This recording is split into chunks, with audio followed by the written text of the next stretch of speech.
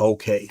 SI and a bunch of letters and numbers. All right. I can't imagine being in a situation where another crew member endangered the plane. This is not an event that would be trained for in the simulator. That is correct.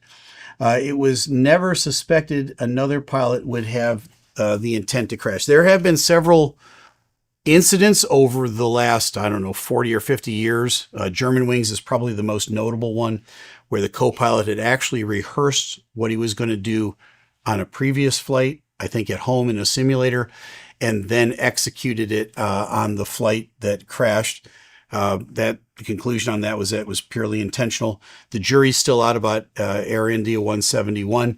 My contention is either way, whether it was intentional or not intentional, it was still pilot error, because there's no circumstance where right after rotate, you're going to turn both fuel control switches to cut off and leave them there for 10 seconds before you turn them back on. Just, there's no procedure for that. And we saw the why. There is no procedure for that. Byron Marshall, 3924 says, I know the airline pilots are required to have regular physical examinations. Are psychological evaluations also included? Not currently, not a formal psychological evaluation.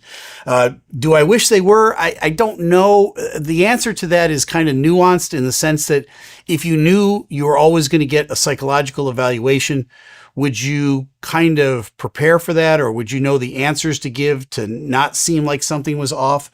I think most people would kind of do that, sadly.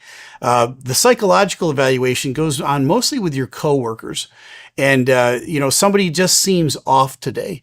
Having the courage to ask them a little deeper question and follow up with a question after that, I think is the thing that's going to help us to get to this. But am I opposed to it? I'd have to see the parameters on how they put together a psychological evaluation. I'm not sure I'm a big fan at this point with that being a formal thing. I'd rather have it be much more of an informal thing, if you know what I mean. But yeah, that's a great question. I'm open to it on some level.